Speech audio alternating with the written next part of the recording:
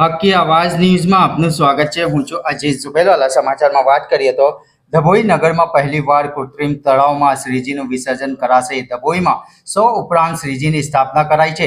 ડભોઈ નગરમાં પહેલીવાર કૃત્રિમ તળાવને શ્રીજીનું વિસર્જન થશે। ડભોઈ હીરા ભાગોળ ખાતે આવેલ સુધરાઈ મેદાન ખાતે નગરપાલિકા દ્વારા કૃત્રિમ તળાવ નિર્માણ શરૂ કરવામાં આવ્યું છે। ત્યારે ડભોઈ ધારાસભ્ય શૈલેષભાઈ મહેતા અને ડભોઈ પાલિકા પ્રમુખ બીરેન શાહ દ્વારા કામગીરી નિરીક્ષણ કરવામાં આવ્યું હતું। સમગ્ર ડભોઈ પંથકમાં 100 ઉપરાંત શ્રીજીની સ્થાપના કરાઈ છે। શ્રીજી વિસર્જન સમયે ડભોઈ નગરમાં પહેલીવાર પાલિકા દ્વારા તૈયાર થઈ રહેલ કૃત્રિમ તળાવમાં શ્રીજીની પ્રતિમાનું વિસર્જન કરવામાં આવશે। ત્યારે ગતરોજ ધારાસભ્ય શૈલેષભાઈ મહેતા અને પાલિકા પ્રમુખ બીરેન શાહ, માજી તાલુકા સદસ્ય ભાવેશભાઈ પટેલ નદા દ્વારા તળાવનું નિરીક્ષણ કરવામાં આવ્યું હતું। આ પ્રસંગે પાલિકા સદસ્યોને અને કર્મચારીઓ હાજર રહ્યા હતા। આગામી વિસર્જનમાં નગરીની જનતાને કોઈ હાલાકી ના પડે અને નગરમાં શ્રીજીની પ્રતિમાની લંબાઈને ધ્યાનમાં રાખી તળાવ ઊંડું બનાવવા તથા સુંદર રીતે શ્રીજીની પ્રતિમાનું વિસર્જન થઈ શકે તે માટે પાલિકાને ધારાસભ્ય દ્વારા વિવિધ સૂચનાઓ કરવામાં આવી હોવાનું જાણવા મળ્યું હતું। રિપોર્ટ રફીક મંસૂરી।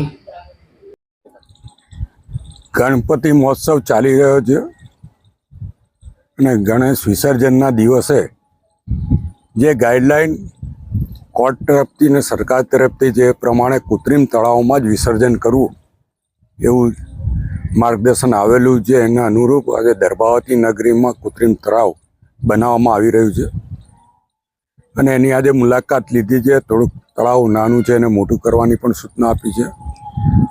સાથે સાથે જ આપના મારફત દર્ભાવતી નગરીના તમામ મંડળો જે લોકો ગણેશ બેસાડતા હોય એમને વિનંતી કરીએ છીએ કે આ વખતે જે સૂચના છે એ પ્રમાણે કૃત્રિમ તળાવમાં જ વિસર્જન કરવાનું છે અને કૃત્રિમ તળાવની જોઈએ તો મુલાકાત પહેલેથી લઈ લેજો।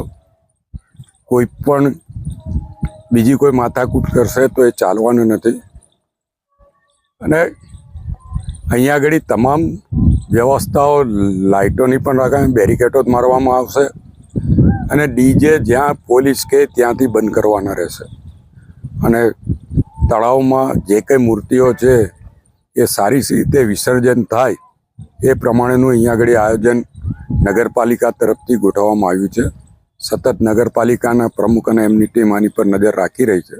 ત્યારે નગરના તમામ ગણેશ મહોત્સવ ઉજવતા યુવક મંડળોને આમાં સહકાર આપવા વિનંતી છે।